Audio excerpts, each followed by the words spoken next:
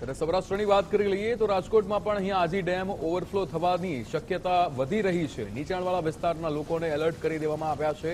ફાયરની team દ્વારા લોકોને સાવધાન રહેવા માટે અહીંયા સૂચના પણ આપવામાં આવી છે। રાજકોટ અને આસપાસના વિસ્તારોમાં જે અવિરત વરસાદ વરસી રહ્યો છે અને હજુ પણ આગામી જે 7 દિવસની વરસાદની આગાહી કરવામાં આવી છે ત્યારે નીચાણવાળા વિસ્તારોમાં લોકોને એલર્ટ કરી દેવામાં આવ્યા છે। વરસાદને પગલે આ ડેમ ઓવરફ્લો થવાની શક્યતા છે અને જેના કારણે નીચાણવાળા વિસ્તારોમાં લોકોને એલર્ટ કરી દેવામાં આવ્યા છે। હજુ પણ અવિરત વરસાદ એ વરસી રહ્યો છે। સૌરાષ્ટ્ર હોય, મધ્ય ગુજરાત હોય, દક્ષિણ કે પછી ઉત્તર ગુજરાત તમામ જગ્યાઓ પર અત્યારે વરસાદી માહોલ જામ્યો છે।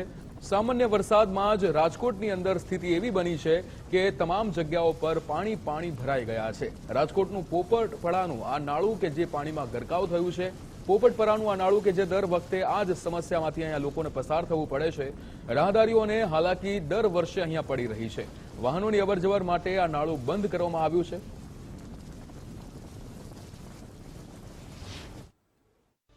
રાજકોટ શહેરમાં મોડી રાતથી જ વરસાદ વરસી રહ્યો છે। ધીમી ધારે વરસાદ વરસવાને લીધે રાજકોટ શહેરના અનેક નીચાણવાળા વિસ્તારોમાં પાણી ભરાઈ ગયા છે। ફરી એક વખત મહાનગરપાલિકાની પોલ ખુલતી હોય એમ સામાન્ય વરસાદની અંદર જ પાણી ભરાઈ જવાની સમસ્યા છે તે અવિરત યથાવત છે।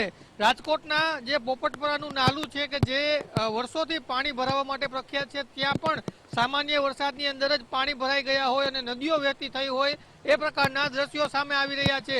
અત્યારે અહીંયા અવર જવર પણ બંધ થઈ ગઈ છે। પાણી ભરાવાથી જવાતું નથી। અઘરું અહીંયા જવું અઘરું પડે।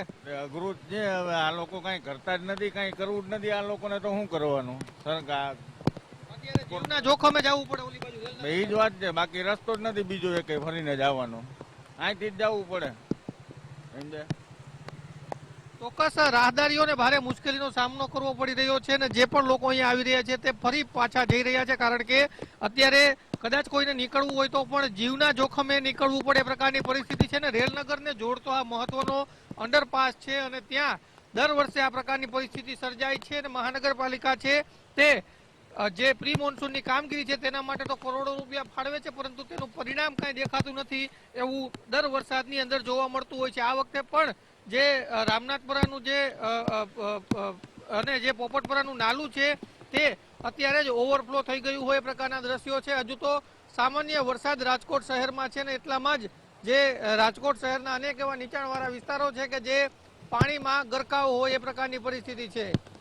કેમેરા પર્સન કિશોર વાડોલિયા સાથે ગૌતમ ભેડા, ગુજરાત ફર્સ્ટ, રાજકોટ।